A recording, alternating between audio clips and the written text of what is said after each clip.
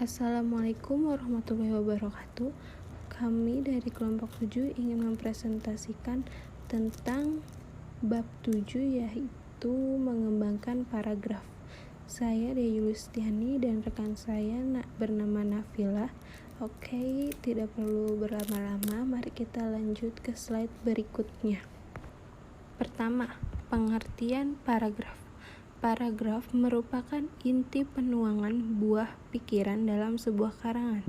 Sebuah paragraf didukung oleh unsur-unsur tertentu disebut dengan gagasan utama dan gagasan penjelas.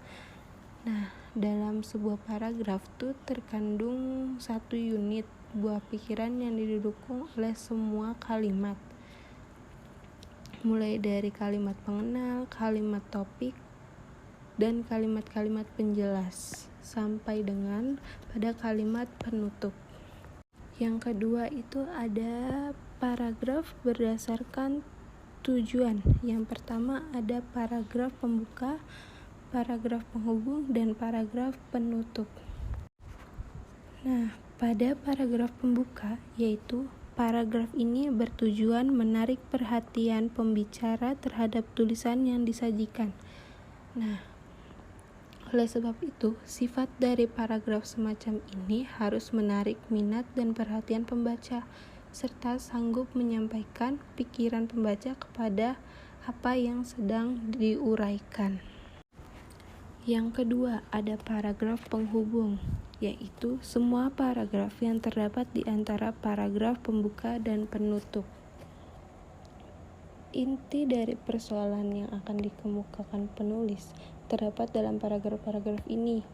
Oleh sebab itu, dalam membentuk paragraf-paragraf penghubung harus diperhatikan agar hubungan antara satu paragraf dengan paragraf yang lain itu teratur.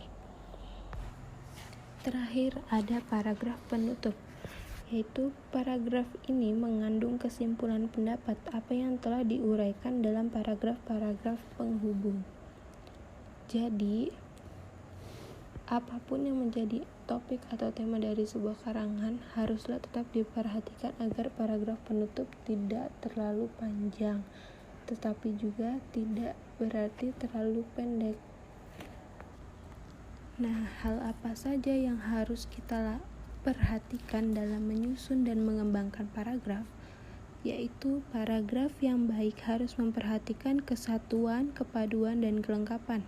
Yang pertama ada kesatuan atau kohesi, yaitu sebuah paragraf dianggap memiliki kesatuan bila semua kalimat yang ada di dalamnya berfokus pada topik atau ide pokok paragraf. Yang kedua ada kepaduan atau koherensi, yaitu jika kesatuan berorientasi pada gagasan pokok, kepaduan lebih berorientasi pada struktur dan sasaran kebahasannya. Oleh karena itu, sarana-sarana kebahasan ini sering kali menjadikan indikator untuk menentukan ketidakpaduan sebuah paragraf. Yang terakhir ada kelengkapan, yaitu sebuah paragraf dikatakan lengkap jika berisi kalimat-kalimat penjelas yang cukup menunjang kalimat inti. Dan sebaliknya, paragraf dikatakan tidak lengkap bila tidak dikembangkan dengan baik. Yang C, yaitu ada jenis paragraf berdasarkan letak kalimat utama. Yang pertama ada paragraf deduktif, paragraf induktif. Yang ketiga paragraf gabungan atau campuran. Yang keempat ada paragraf deskriptif. Yang pertama, paragraf deduktif. Paragraf deduktif dimulai dengan mengemukakan persoalan pokok atau kalimat utama, kemudian diikuti dengan kalimat-kalimat penjelas yang berfungsi menjelaskan kalimat utama.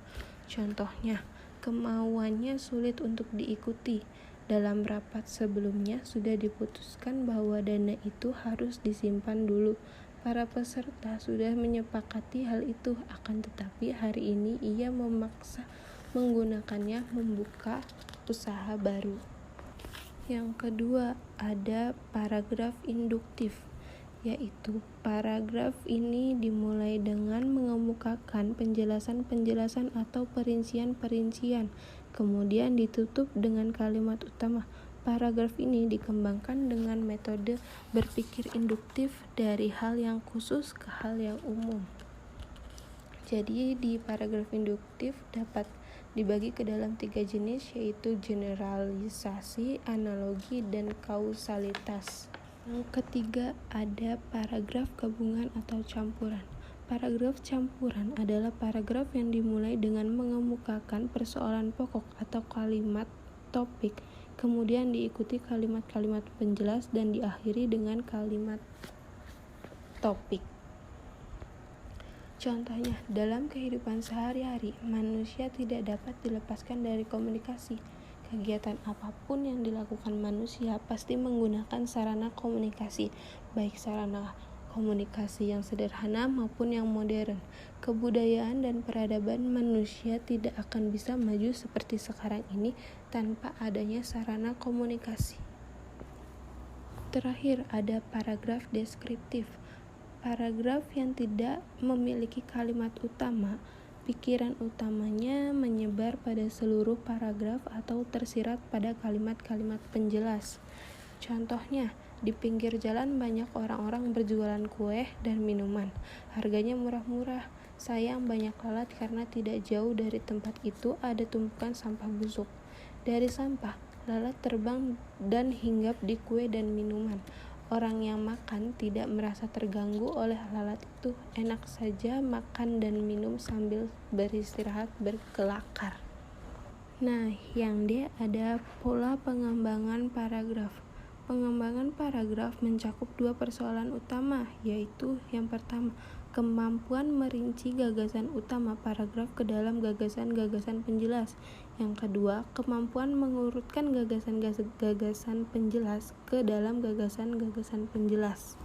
Yang pertama ada pola spansial, pola pengembangan paragraf yang didasarkan atas ruang dan waktu, yaitu misalkan tentang kepadatan penduduk suatu daerah dapat dikemukakan dengan landasan urutan geografi, misalnya dari barat ke timur atau dari utara ke selatan. Yang kedua ada pola sudut pandang, yaitu pola yang penggambaran paragraf yang didasarkan tempat atau posisi seorang penulis dalam melihat sesuatu. Yang ketiga ada pola proses. Pola proses merupakan suatu urutan dari tindakan-tindakan atau perbuatan untuk menciptakan sesuatu atau urutan dari suatu peristiwa. Nah, pola proses ini ada langkah-langkahnya. Ada 3, yaitu penulis harus mengetahui perincian-perincian secara menyeluruh. Yang kedua, penulis harus membagi proses tersebut atas tahap-tahap kejadiannya. Yang terakhir, penulis menjelaskan tiap urutan itu ke dalam detail-detail yang tegas sehingga pembaca dapat melihat seluruh proses dengan jelas. Contoh, pohon anggur, di samping buahnya yang digunakan untuk pembuatan minuman, daunnya pun dapat digunakan sebagai bahan untuk pembersih wajah. Ada caranya, ambillah daun anggur secukupnya, lalu tumbuk sampai halus, masaklah hasil tumbukan itu dengan air secukupnya dan tunggu sampai mendidih. Setelah itu, ramuan tersebut kita dinginkan dan setelah dingin baru kita gunakan untuk membersihkan wajah. Yang keempat, ada pola sebab akibat. Dalam hal ini, sebab bisa bertindak sebagai gagasan utama, sedangkan akibat sebagai perincian pengembangannya. Yang terakhir ada pola ilustrasi. Dalam karangan eksposisi, ilustrasi-ilustrasi tersebut dipakai sekedar untuk menjelaskan maksud penulis. Dalam hal ini, pengamatan pribadi merupakan bahan ilustrasi yang paling efektif dalam menjelaskan gagasan-gagasan umum tersebut. Nah, sekian saja presentasi dari kami, kurang lebihnya mohon maaf. Wassalamualaikum warahmatullahi wabarakatuh.